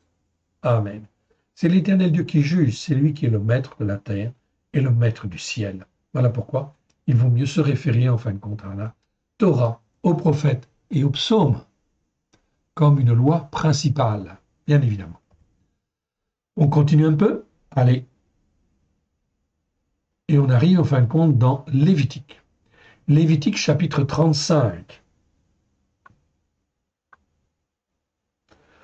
Ok. Vous ne commettrez point d'iniquité empreinte d'hypocrisie et de duplicité. On retrouve le mot Havel de tout à l'heure. Ni dans les jugements, en fait ici, ni dans les mesures de dimension, ni dans les poids, ni dans les mesures de capacité. Donc, on ne doit pas, en fin de compte, tricher, évidemment, ok, ni dans les mesures de dimension, ni dans les poids, ni dans les mesures de capacité. Vous aurez des balances littéralement de justice. On peut dire des balances justes, mais ici, en fin de compte, en hébreu, c'est bien, en fin de compte, le mot tzedek, c'est pas l'adjectif tzadik. Donc, c'est des balances de justice, c'est le cœur qui témoigne de la justice de Dieu. Des outils de travail qui soient des outils de travail de justice, c'est-à-dire qui témoignent de la justice de Dieu. Des effats de justice, même chose en fait ici, ok, c'est-à-dire des récipients si vous voulez, et des in de justice, c'est-à-dire des contenants en fin de compte ici pour les liquides, en fait ici, et bien qu'ils soient justes, qui témoignent de la justice de Dieu. Donc ici, ce ne sont pas des adjectifs qui sont utilisés dans le texte hébreu, mais effectivement, en fait ici, les mots en fait même de justice. Je suis l'Éternel, votre Elohim, qui vous ai fait sortir du pays de Misraïm. Vous observerez toutes mes règles et tous mes jugements. Ici, les traducteurs, encore une fois, ne voulaient pas utiliser en fin de compte le mot jugement, mais ils disaient en fin de compte ordonnance. L'Éternel Dieu ici, il faut avoir des jugements, en fait, ici, des jugements justes, c'est-à-dire des poids justes, des mesures justes, des capacités justes. C'est très pratique, en réalité. Et en fin de compte, l'Éternel Dieu a raison. On ne peut pas tricher sur ces choses-là, sinon, en fait, ici, on est dans l'iniquité empreinte d'hypocrisie et de duplicité. Ce n'est pas simplement de l'iniquité avone, comme on l'a vu, selon effectivement les vidéos précédentes que nous avons vues. Là, on est dans une iniquité grave, en fin de compte déjà, l'iniquité avel, donc l'iniquité empreinte d'hypocrisie et de duplicité, c'est-à-dire qu'on est sur une pente glissante, en fait, ici, vers l'injustice. Verset 37, vous observerez toutes mes règles et tous mes jugements, et non pas, en fait, ordonnance, en fait, ici. Et vous les mettrez en pratique. C'est donc très important de bien comprendre cela, Mon frère, ma sœur, est-ce que si je suis racheté par le sang de l'agneau, je peux avoir, en fin de compte, des mesures de dimension qui sont fausses, des poids qui sont fausses, des objets, des mesures de capacité qui soient faussées? Est-ce que le sang de l'agneau me lave et me purifie et me permet, en fin de compte, d'agir comme cela? Non. L'Éternel Dieu regarde, sonde les cœurs, sonde les reins et voit si nous sommes, en fin de compte, sur la bonne voie. Il veut nous instruire au travers de la Torah. Et la Torah, elle nous instruit dans des choses pratiques, dans des choses de tous les jours, qui, en fait, ici, peuvent correspondre à ce qu'on appelle du bon sens. Oui, bien sûr. Du bon sens dès lors qu'on est formé, façonné. L'Esprit Saint, l'Esprit de Dieu, nous forme, nous façonne à avoir de bons raisonnements. Si nous écoutons et si nous mettons en pratique. Amen. On continue encore un tout petit peu. Et on arrive en fin de compte ici, donc à Lévitique chapitre 20, 20, verset 22. Vous observerez toutes mes règles et tous mes jugements, et vous les mettrez en pratique, afin que le pays où je vous mène pour vous établir, vous y établir, ne vous vomisse point. Donc ici, la chose en fait est claire, en fait ici. Tout ce que l'on fait en fait ici, maudit, te fait de mal, peut maudire en fait le pays et faire que le pays en fait ici nous rejette. Oui, bien sûr. C'est ce qui va malheureusement arriver dans les temps qui viennent. Est-ce que les hommes écoutent et mettent en pratique? Comme en fin de compte Dieu le veut depuis que Christ Yeshua, tout est accompli à la croix, afin que tout homme puisse écouter et mettre en pratique, selon en fait les lois de Dieu, selon les règles de Dieu, selon les jugements justes de Dieu. Est-ce qu'en 2023, aujourd'hui, les hommes écoutent et mettent en pratique et marchent selon la justice par la foi et selon un jugement juste? Vous avez la réponse. Alors, comme vous avez la réponse, vous savez très bien ce qui va se passer dans chacun des pays occidentaux. C'est en fait ici, le pays va finir par vomir en fait ici ses habitants et vomir notamment les croyants en fait ici, ceux qui se disent chrétiens, ceux qui se disent en fait ici connaître le Christ en fait ici, mais qui ne le connaissent pas vraiment et qui en fait n'écoutent pas pour ne pas mettre en pratique. Ok. C'est très important. Derrière cela, il y a toutes sortes de malédictions qui vont venir. Dégradation, en fin de compte, du tissu économique. Oui, bien sûr. Okay. Dégradation, en fin de compte, du climat politique, du climat social. Okay. Et même, en fin de compte, de la justice, en fait, aussi, quelque part. Tout cela va malheureusement se dégrader. Okay. Voilà pourquoi il est extrêmement important d'apprendre à connaître les lois de Dieu afin d'apprendre à marcher selon les lois de Dieu, sans enfreindre, enfin, dans notre pays, si possible, les lois, tant qu'elles respectent les lois de Dieu. Okay. On continue. Ok. Lévitique 24. Celui qui tuera un animal le remplacera, mais celui qui tuera un descendant d'Adam sera puni de mort. Ok. Donc normalement, pour celui qui tue, c'est normalement la peine de mort. Encore faut-il avoir des bons jugements, en fait, ici, ok, et de bien juger. Sinon, s'il y a perversion, il vaut mieux pas, en fin de compte, appliquer la peine de mort, bien évidemment. Ok. Mais la peine de mort, normalement, est requise dans la Bible pour ceux qui, en fin de compte, le méritent. Ça ne veut pas dire que la peine de mort, elle doit être appliquée systématiquement. Il faut passer devant un juge, oui, bien sûr, qui va examiner toutes les circonstances. Verset 22. Vous aurez le même jugement pour l'étranger, pour l'indigène, car je suis l'Éternel, votre Elohim. Donc ici, l'Éternel Dieu dit, le même jugement, en fin de compte ici, pour l'étranger et celui qui habite le pays. Oui, bien sûr. Très, très important. Ok. Lévitique 25. Je continue sur Lévitique, je voudrais terminer le livre de Lévitique. Mettez mes règles en pratique. Observez mes jugements et non pas mes ordonnances. Okay. Mettez mes règles en pratique, observez mes jugements, mettez-les en pratique, et l'Éternel dit, vous habiterez en sécurité dans le pays. Est-ce que les hommes aujourd'hui, en France, écoutent les règles et en fait observent les jugements de Dieu? Okay. Non. Alors, ce verset ne peut pas s'appliquer. Mettez mes règles en pratique, observez mes commandements, mes jugements, okay. Mettez-les en pratique, et vous habiterez en sécurité dans le pays. Okay. Le pays donnera ses fruits, vous mangerez à satiété, vous y habiterez en sécurité. Si vous dites, que mangerons-nous la 7e année, puisque nous ne semerons point et nous ne ferons point notre production, puisque la 7e année, c'était une année de jachère, okay. Une année en fait de Shemitah. Okay. Si je vous accorderai ma bénédiction la 6e année, et elle donnera une production pour 3 ans. Vous sèmerez la 8e année et vous mangerez l'ancienne production jusqu'à la 9e année. Jusqu'à la nouvelle production, vous mangerez de l'ancienne. Les terres ne se vendront point à perpétuité, car le pays est à moi, car vous êtes chez moi comme des habitants, comme habitants. Dans tout le pays dont vous aurez la possession, vous établirez le droit de rachat pour les terres. Donc ici, toute la terre appartient à l'Éternel, notre Dieu, notre Père. Malheureusement, il n'en est pas ainsi, en fait, ici. Mais une chose est sûre, il y a en fin de compte tout un certain nombre de règles.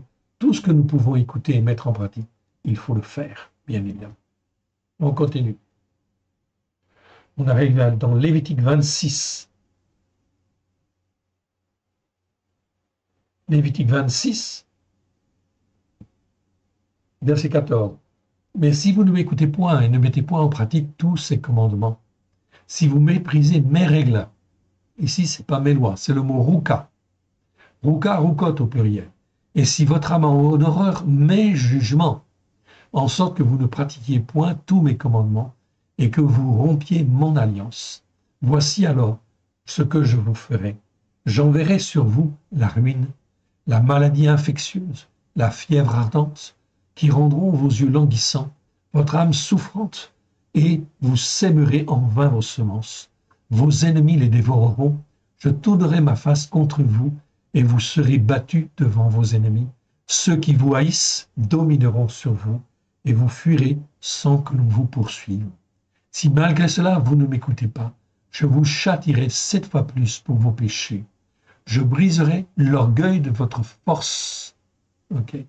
Je rendrai votre ciel comme du fer et votre terre comme de l'airain. Voyez donc ce que l'Éternel promet. Ce sont des malédictions qui sont écrites si on méprise les règles de Dieu, si en fin de compte on a en horreur ses jugements. C'est donc ici extrêmement clair en fait ici. Okay. Donc on sait ce qui va arriver. Okay. On continue. Le pays sera abandonné par eux. Okay. Et il jouira de ses Shabbats. Donc si on n'écoute pas, okay. L'Éternel Dieu dit au verset 42, je reprends à partir du verset 42, je me souviens de mon alliance avec Jacob, je me souviendrai de mon alliance avec Yitzhak, de mon alliance avec Abraham, je me souviendrai du pays. Le pays sera abandonné par eux, et il jouira de ses Shabbats, pendant qu'il restera dévasté loin d'eux. Ils subiront la peine de leur iniquité, parce qu'ils ont méprisé mes jugements, non pas mes ordonnances, mais ce sont mes jugements, et que leur âme a eu mes règles en horreur. Mais lorsqu'ils seront dans le pays de leurs ennemis, je ne les rejetterai point, je ne les rejette pourtant point, je ne les aurai point en horreur jusqu'à les exterminer, jusqu'à rompre mon alliance avec eux, car je suis l'Éternel, leur Elohim. Je me souviendrai en leur faveur de l'ancienne alliance par laquelle je les ai fait sortir du pays de Misraïm, aux yeux des nations pour être Elohim pour eux. Je suis l'Éternel. Donc pas être votre Elohim, c'est être Elohim pour eux. Si vous voyez en fin de compte la différence, la subtilité dans l'écriture ici, c'est pas votre Elohim, c'est vous êtes Elohim pour être Elohim pour eux, c'est-à-dire le Dieu Tout-Puissant. Telles sont les lois. Okay. Ici, en fin de compte, on voit les lois. Il y a donc l'article en fait devant, okay, en hébreu. Les lois, okay. Les jugements. C'est pas les ordonnances, c'est les jugements et les enseignements de la Torah. Telles sont les lois, les jugements et les enseignements de la Torah que l'Éternel établit entre lui et les fils d'Israël sur la montagne du Sinaï par Moshe. C'est donc très, très important ce passage. Oui, bien sûr. OK. On a terminé en fait ici pour aujourd'hui. On s'arrête en fait ici. Et on est en fait ici. On reprendra la fois prochaine. Donc, on reprendra en fait ici très précisément à Nombre 9, verset 3 en fait ici. OK. Donc, c'est très important. C'est un thème très difficile en fait ici. OK, je comprends très bien. Okay. Mais c'est un thème fondamental. C'est un thème fondamental afin que nous puissions grandir les uns et les autres, être formés, façonnés à la gloire de l'Éternel dans les temps qui viennent. Les temps qui viennent vont devenir très difficiles. Voilà pourquoi, mon frère, ma sœur, il faut se former, il faut se façonner, il faut être comme l'Éternel Dieu le veut, à l'écoute et mettre en pratique comme il le veut, et de témoigner que seul la Torah est la vérité. Comme c'est écrit dans le psaume 119, verset 142, et comme Yeshua en fait aussi nous le dit dans la Brit Hadasha. Je ne sais pas si vous avez vu en fin de compte ici, ok, la Torah accomplie, ok, nous avons retraduit en fait ici le Nouveau Testament, et nous l'avons appelé la Torah en fait accomplie. Dans en fait la pensée hébraïque, oui bien sûr. Donc ça c'est le Nouveau Testament, C'est les paroles, en fin de compte, de Yeshua sur la Torah, les prophètes et les psaumes. Et en aucune manière, Yeshua, en fin de compte, dit ou abolit la Torah, les prophètes et les psaumes. Non, au contraire, il dit, en fin de compte, justement, qu'il faut écouter et qu'il faut mettre en pratique avec grâce et vérité. C'est donc très important. Vous trouverez ce livre sur notre site www.alécoledeyeshua.com. Ça s'appelle La Torah accomplie. Je vous le recommande, en fait, ici, bien évidemment, car c'est en fait ici le Nouveau Testament, mais réécrit dans la pensée hébraïque, bien évidemment, corrigé comme l'Éternel Dieu le veut. C'est extrêmement important dans les temps qui viennent. Je vous remercie de m'avoir écouté, que l'Éternel Dieu vous bénisse et que l'Éternel Dieu vous garde. On termine par une petite prière, si vous voulez. Père très saint, nous te rendons grâce dans le précieux nom de Yeshua, ton Fils bien-aimé, étends ta main bienfaisante, oui, sur chacun de nous, à la gloire de ton saint nom. Émonde-nous, fortifie-nous. Ouvre-nous l'esprit, ouvre-nous le cœur, Seigneur, afin que ta parole puisse y trouver un terrain favorable, puisse y produire les racines que toi tu veux, et que ta parole puisse grandir, fructifier comme toi tu le veux, porter le fruit que tu veux à la gloire de ton saint nom. Nous sommes ton serviteur, ta servante, Seigneur. Émonde-nous, fortifie-nous. Oui, Seigneur, que ce qui n'est pas de toi dans cet enseignement, ce qui n'est pas de toi, s'en aille dans les lieux arides. Étends ta main bienfaisante sur tout ce qui est de toi. Étends ta main bienfaisante avec grâce et vérité. Révèle-nous, forme-nous et façonne-nous, car nous avons besoin de toi. Sans toi, sans ta force, Père éternel, nous ne pouvons rien faire. Étends ta main bienfaisante sur chacun de nous. Que l'Éternel Dieu vous bénisse, que l'Éternel Dieu vous garde, dans le précieux nom de Yeshua. Amen. Shalom à tous. Amen.